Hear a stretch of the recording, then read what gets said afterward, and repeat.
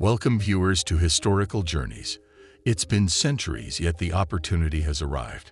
Yet again, this antiquated Egyptian stone casket has been stowed away for untold hundreds of years, yet it's going to be brought into the light.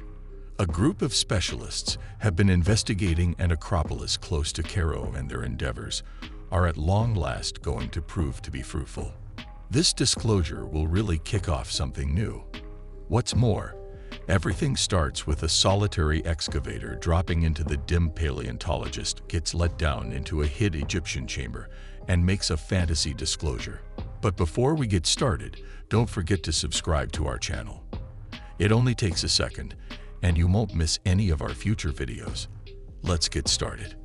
The stone coffin these specialists have appeared to be something to see. It's enhanced with lines and shapes carved all around its surfaces. Whoever was let go here was plainly an individual critical. Not simply anyone gets an entombment as intricate as this one. All things considered, this find is the very most recent disclosure in a more extensive archaeological examination that has been occurring of late. It was found stowed away inside a burial chamber, which itself was just found about a year recently, situated in a spot called Saqqara. This chamber is a captivating space, its walls enriched with complicated paintings. Saqqara is an acropolis, generally a graveyard containing broad and complex burial places in Giza.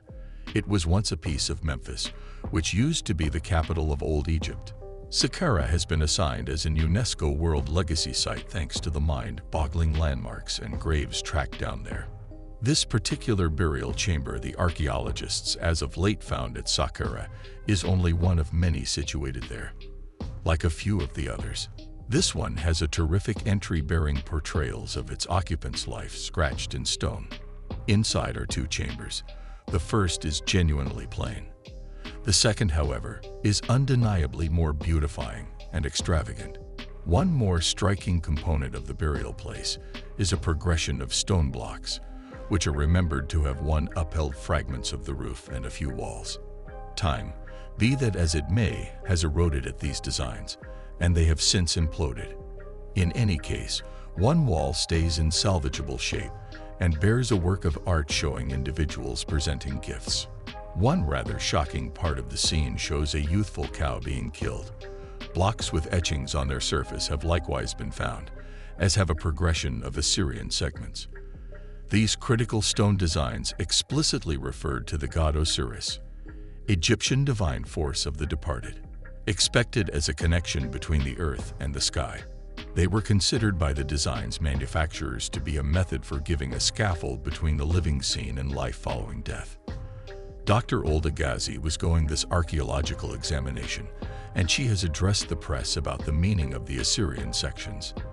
The master, the main teacher in her field at Cairo College, made sense of Assyrian segments are an image. The old Egyptians accepted that they would develop to arrive at the sky, and through this crude, the Lord of the Sky would connect with Osiris, the divine force of the hidden world, and their domains would be associated. The burial chamber and its items followed back to the hour of Rameses is the subsequent, who was the pharaoh of Egypt in the 13th century BCE. His rule was the second longest of the multitude of pharaohs, and an enormously fruitful one to his long term marked the high place of the New Realm timeframe. Brainless, his residency was set apart by a development blast with urban communities and landmarks jumping up quickly. The carvings on the last resting place were a direction with the ones that had been on the walls of the greater entombment chamber, which suggested the lender of Ta-M-Waa had been the withdrawn. Tending to English paper, the onlooker Dr. Al-Ghazi saw it was sure that any given stone casket inside an old entombment chamber basically have a spot with the person for whom the interment place had been developed. She said the counterpart for this present circumstance was very stimulating, adding on occasion the stone casket is for a substitute person of a later period when the entombment place was used in later periods. However, this time, it is valid. Another wellspring of energy for the archaeologists was the sheer meaning of Ta-M-Waa himself. His various titles were cut into his stone coffin as fanned out in a public explanation from Egypt transcendent leading body of relics, implied English. The The statement fans out his positions as renowned secretary-manager boss of cattle and top of the storehouse. He was moreover blamed for directing wonderful commitments to all of the heavenly powers of Upper and Lower Egypt. In spite of the way that this disclosure doesn't directly associate with Rule Mrs. himself, it's critical for helping us with bettering grasp what Egypt looked like when he was in charge. A trailblazer is just a single man in light of everything, and their standard is dependent upon their subjects. Emily Falter, an Egyptologist from the School of Chicago, made a relative feature Smithsonian Magazine. Dr. Falter said, "We know things that Ramus is left as obvious records of his standard. Anyway, by then, we have this a ton greater gathering of material of people who worked for the association. We are recognizable, the ones who were building the celebrated internment chambers. We are recognizable, the priests, about the talented laborers. It was this huge association, at this point figuring out the presences of people. For instance, Ta-M-Waa is a fantastic way to deal with contextualize old Egypt during Ramus' storm. Regardless, the thing may be said about the man himself. He was evidently a figure through some importance by his own effort, so he's unquestionably worth focusing in on too. Luckily, Dr. El Agazi. Likewise, her accomplices are set to do definitively that by eagerly exploring the stone casket, created by the archaeologists, drew in with this assessment, has been acclaimed by experts all around the planet. One such individual was Peter Durham and Hugh Elian from Harvard School, who told English paper The Guard. The Egyptian Service of Ancient Pieces concluded that the most ideal way to battle unlawful digging was to begin unearthings of its own. It did as such close by archaeologists from the College of Milan. Together, they are capable not exclusively to dive into, yet additionally look after the necropolis close to the city, right from its commencement in 2018. The joint mission toward the west of Aswan has seen participation among Italy and Egypt. The majority of the cash for the program has come from the college, while the Egyptian Service of International Concerns and worldwide participation has additionally loaned its assistance with regards to both authority acknowledgement and hard money. The task has fixated on the Aga Khan sepulchre. Closest one of unique interest has been the northern piece of the mausoleum's grounds. There you can see a column of designs cut into the stone. Under them lies a gathering of burial chambers, and these have been the focal point of the group's late consideration.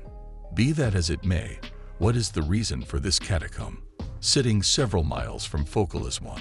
It's the burial chamber of Muhammad Shah Aga Khan. He was the Imam of the Ismaili part of Muslims.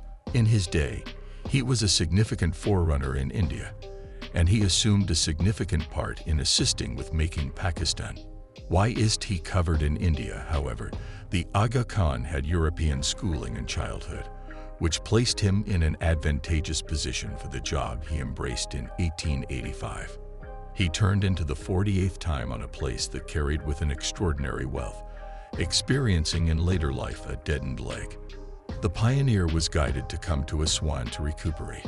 He preferred it such a great amount there that he chose to be let go in the spot, and alluring design in pink stone.